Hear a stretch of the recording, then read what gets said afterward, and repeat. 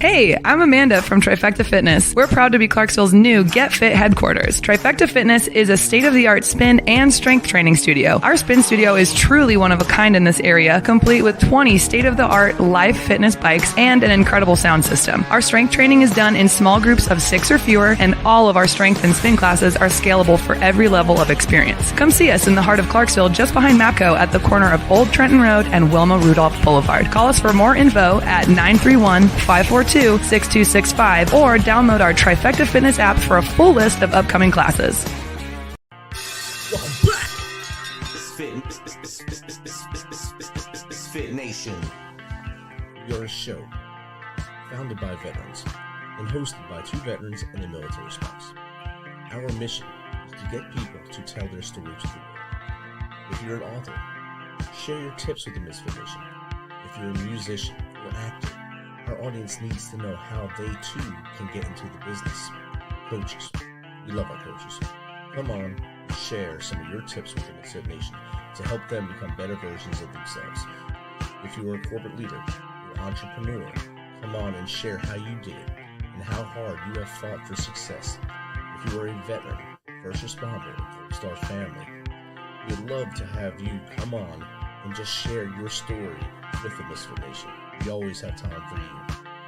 If you're feeling down, alone, or starting to see the darkness, stop. Think about those who are around you. You are not alone. You will be missed. If you feel like your problems will be a burden to those in your inner circle or are embarrassed, dial 988. If you are a veteran, take option 1. We need you to keep pushing forward. Don't make a permanent solution to a temporary problem.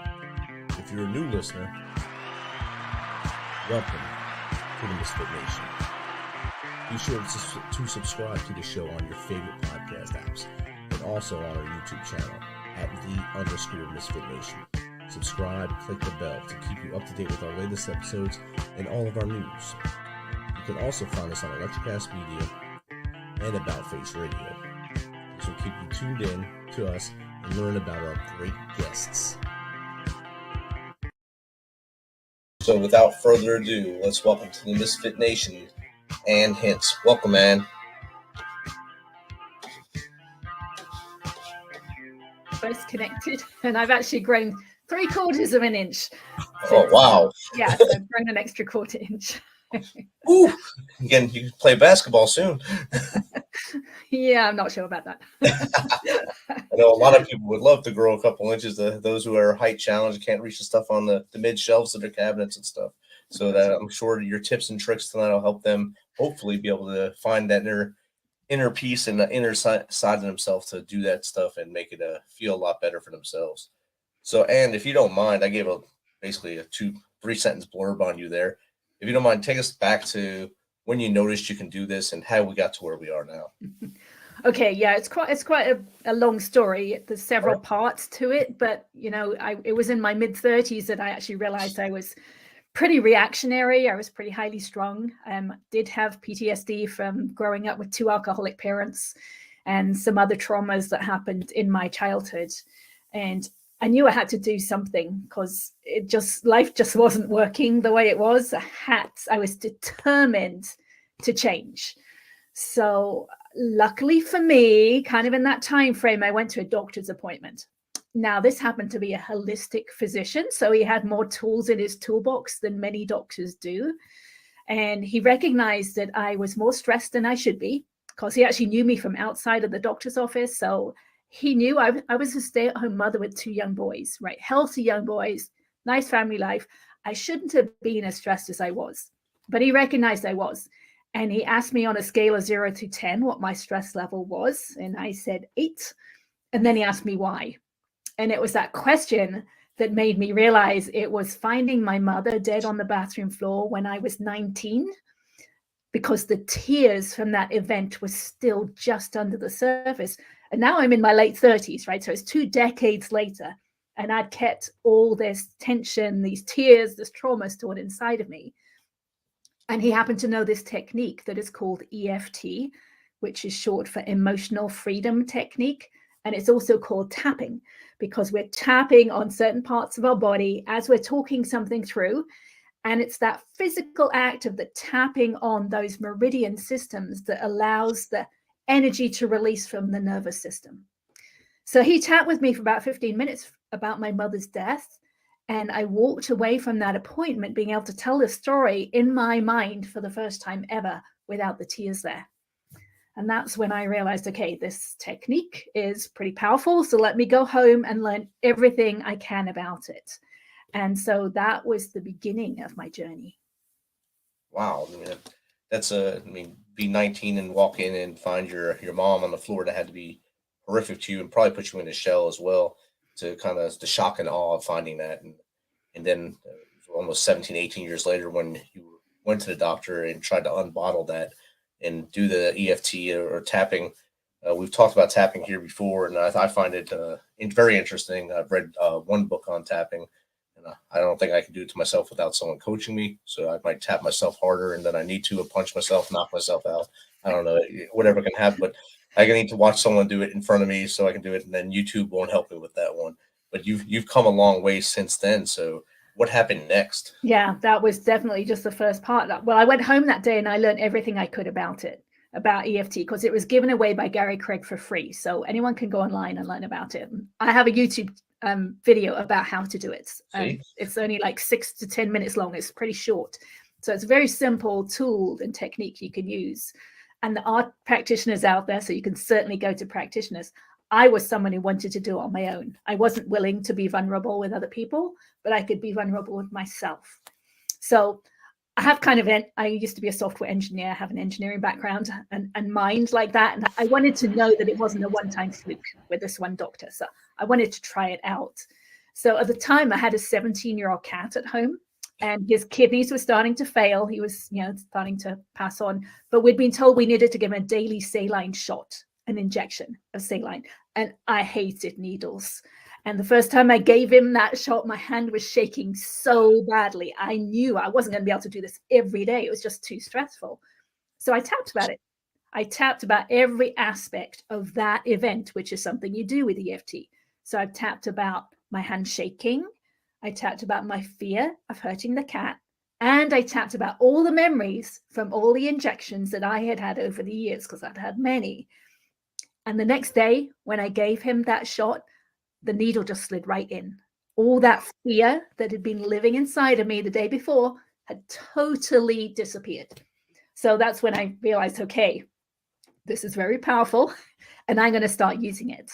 And that's what I did. I started noticing during the day when I was becoming emotional, right? And that's the first step, right? You have to be willing to do that, and you have to catch yourself in the moments of becoming frustrated or angry or sad or depressed, whatever it is. When you notice it, then you can tap. So that's what I did. I noticed things during the day and I tapped about it right then, brought myself back to peace, carried on with the day. And I noticed I was becoming less reactionary, becoming more peaceful, but I wanted it to go faster. I wanted it more and faster.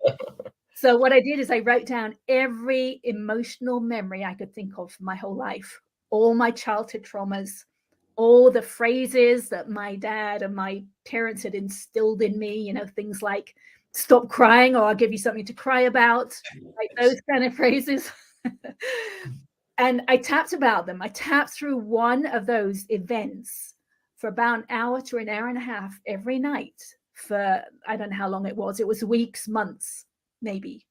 And things really started to change at that point. And what I realized is EFT is kind of opening up the subconscious mind. And as that happens, our awareness expands.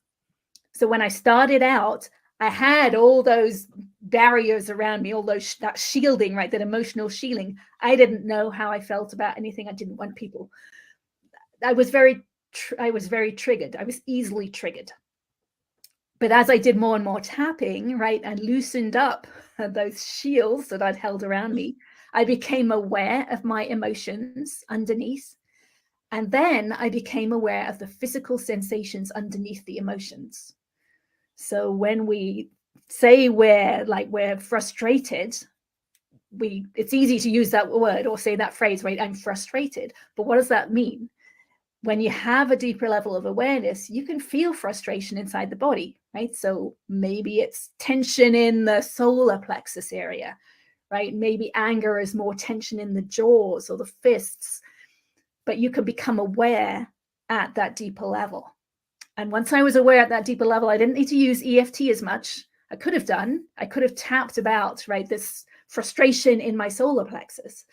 But I had honed my attention skills at this point. I could focus on just those physical sensations. So I would just feel that emotion sitting inside of my body. Now, this is kind of subtle. A lot of people talk about feel your feelings, right? We've heard that phrase before, just feel the feelings. But it's the key thing is you want to fully accept them, right? You don't want to just say, okay, yeah, I'm feeling sad. That's okay. I'm just going to feel sad and move on. You actually have to feel those sensations and allow them to be there. Have to sit with them, have to sit in them. And once they're fully accepted, they will release. It's just stuck energy in the body, and it's coming up to be looked at, to be felt. And once it's felt fully and accepted, it will release. And so I just kept doing that over and over. And I did it during the day. Then in the evenings, I would lay on the sofa.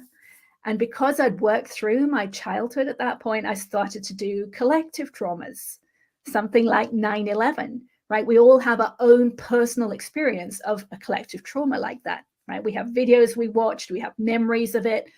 So I just brought those memories to mind and then felt the sensations, the emotions that had been stuck inside of my body, and just allowed them to release.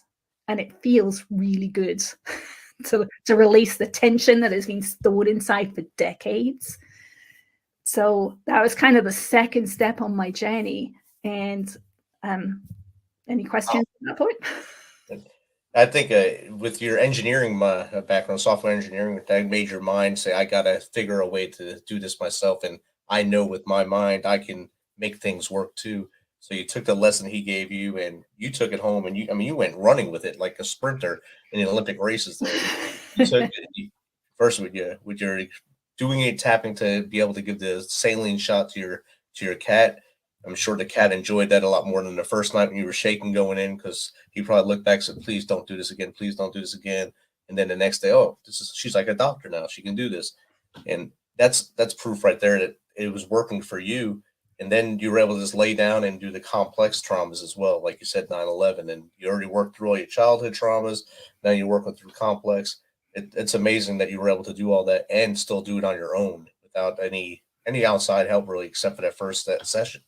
Yeah. And one of the things I realized along the way, I said things were changing. One of the big changes was that my mind, that used to be so busy, right, talking through events, criticizing people, judging myself, those thoughts disappeared out of my mind, right? I remember opening my kitchen door one day and saying to myself, it feels like I'm living in a different reality, because my mind had become quiet, and I had never, well, at least I didn't remember experiencing that ever before in the past.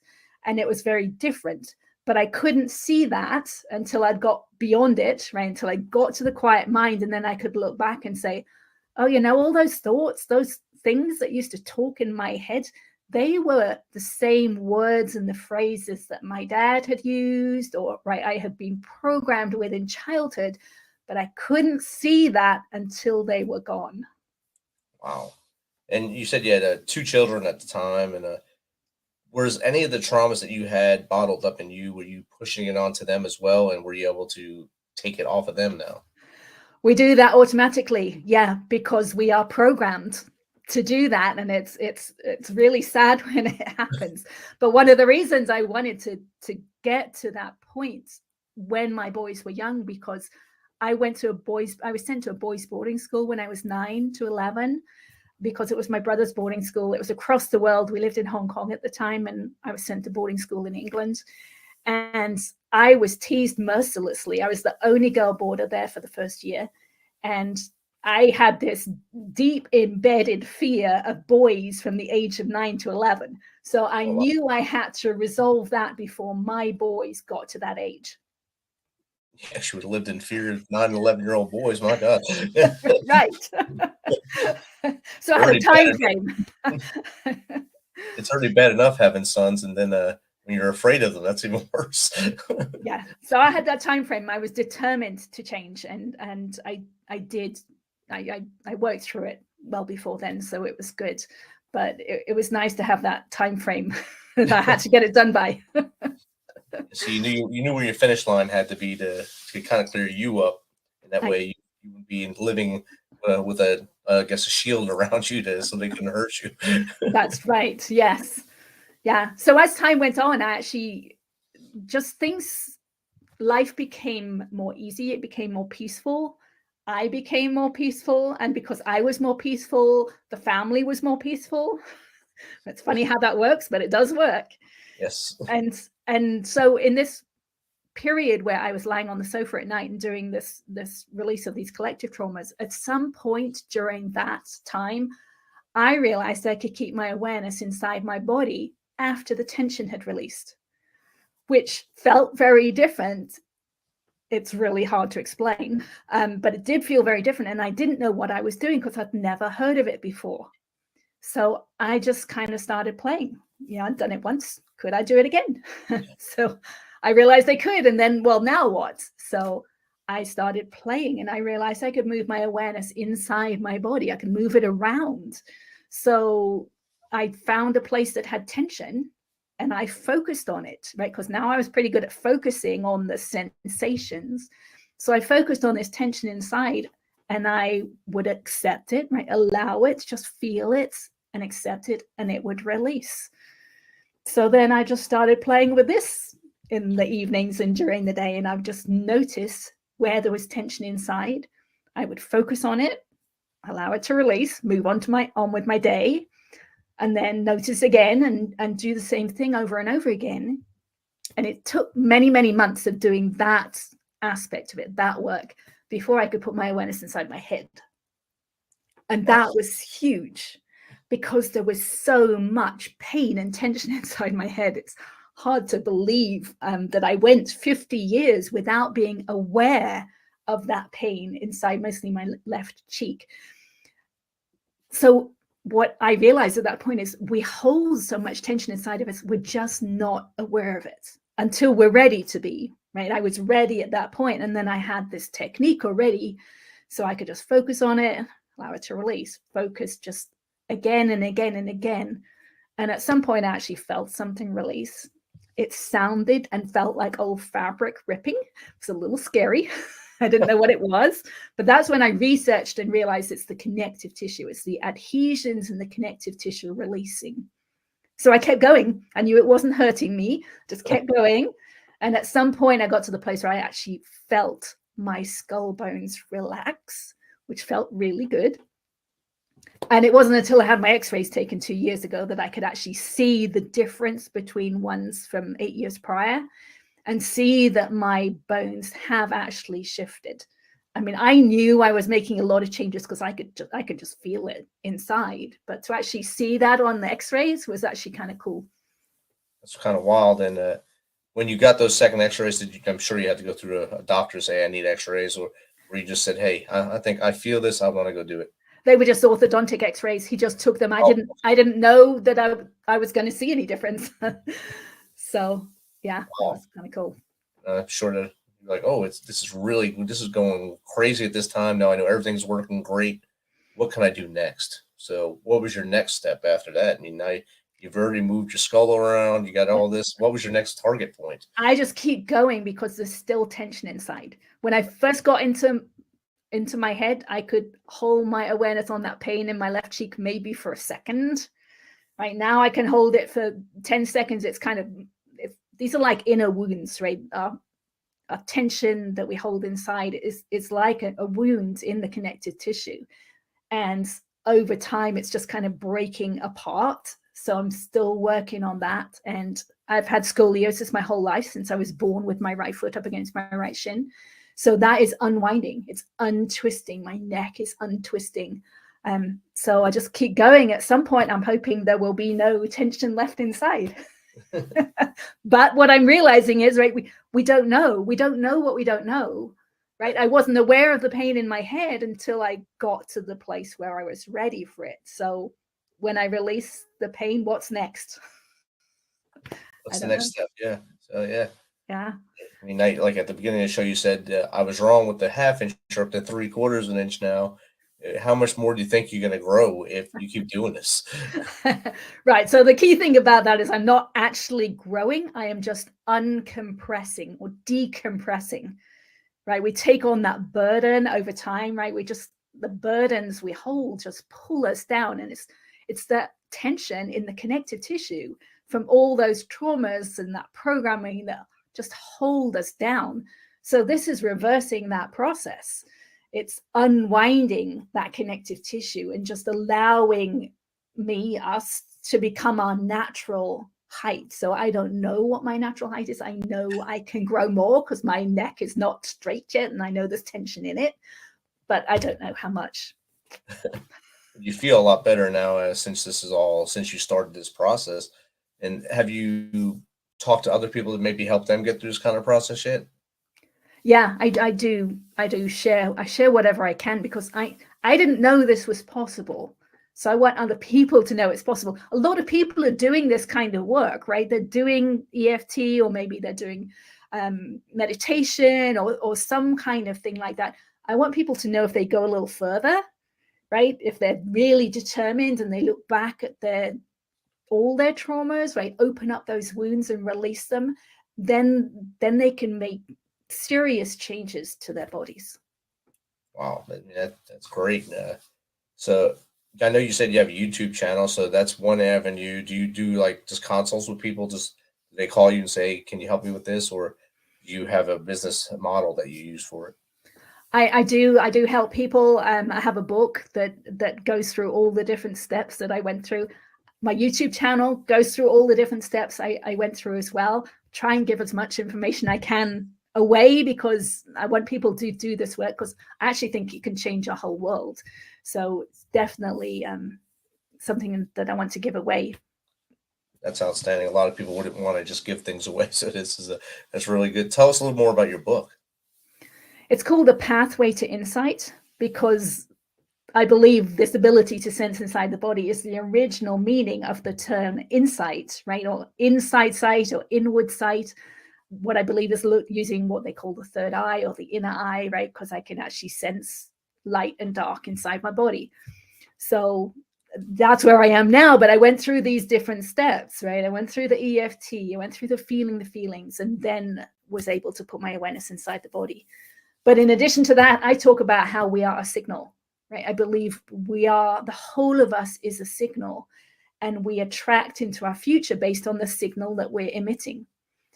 And that's what I realized, right, when I put my awareness inside my head and how much tension was in there.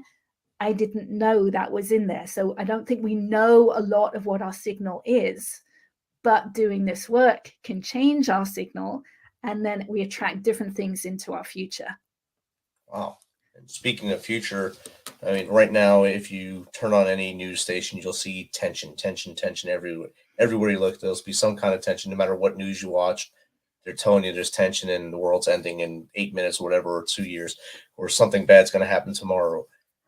How can we as a people release some of that tension and make that future a little more bright for everyone? Right. So a lot of times with those kind of TV shows and politicians and all those kind of things, we think it's their fault, right? We think they're doing something wrong, and we don't realize our part in that. So our part in that is always how we feel. So if we're watching the news or getting frustrated with some kind of politician, we can take control or responsibility for that with how we feel. So I'll watch the news and I'll tap, or I'll feel my feelings, because I know if I can get to the place where I can watch or listen to what's going on and be at total peace, then I've changed the future. So if we all do that, right, so that they can put all these horrific news programs out and none of us reacts anymore, then we're getting somewhere. We don't go running to buy whatever they're telling us to buy. somehow. Yes. Right. Yeah. Well, I mean, a lot of them are trying to instill fear in you or instill some kind of emotion in us. And that emotion is just coming up in us to be felt.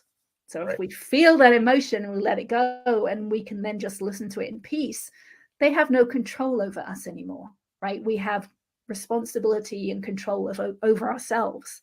So that's pretty important, I think. It's definitely important. Once we control our own mind and our own actions, and don't let them, I guess the puppet master would be a good word for them, control what we're doing all the time and what we're thinking, and cause us not to like the person sitting next to us because they don't think the same way or they don't watch the same show we watch. Uh, that's something that would be beautiful, just to walk around and look at people and say hello. And I don't care what your thoughts are, just how are you? That's it. Just how are you doing, and how can we do something today to make our neighborhood better, our community better? And that'd be a better thing to do. Right. Yeah. So, are you allowed to swear on this program? Yes, yes, yes. Okay. So I don't know if everyone's seen those T-shirts that were around a couple of years ago that said "fuck your feelings." Yes. Right. So there's different ways you can react to that. So if you see a T-shirt like that and you recoil, right, you're repulsed by it, right? That is one way that you're reacting to it, right? And you can tap through that, right? I hate seeing those T-shirts. I mean, that makes me feel awful, right? Or you could be attracted to it and say, hell yeah, I like that, right? And you can go towards it, right? And that is another way you're actually suppressing some kind of feelings inside as you do that. So those are kind of the two extremes. This way that I'm talking about is kind of the middle way, right? So you actually feel whatever it is you're feeling, allow that to dissipate so that you're at total peace with the person wearing that T-shirt. You couldn't care less whether they're wearing it or not. Doesn't mean anything to you, right? And you can just carry on with that person around, with that T-shirt around, and not have it affect you in any way.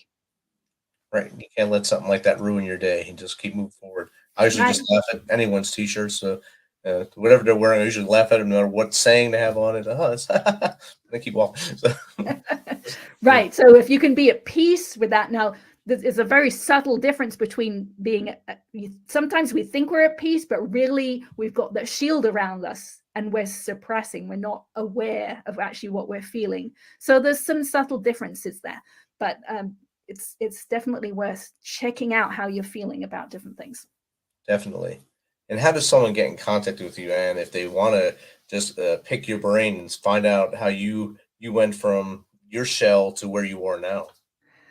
Sure, you can. I've got a website, annhints.com. I have Facebook. I'm most active on Facebook. I know it's more for older people, but I'm an older person, so it's okay.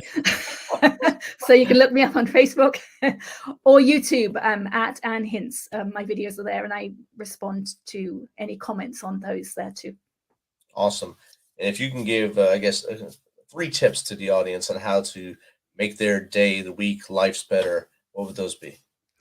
The first thing is always to notice during the day. Start noticing when you're reacting, right? Don't actually react if you can. Just stop yourself reacting, but notice when you're reacting, and then you can do something about it. And I would also really recommend someone learns EFT. Very easy to learn, easy technique. You can do it anywhere. You can do it in the bathroom. You can do it pretty much anywhere. So learn that. And then the last thing is realize that there is actually more to life. There's a greater depth to life than most people know. Certainly more than I knew. I had no idea there was so much depth to life.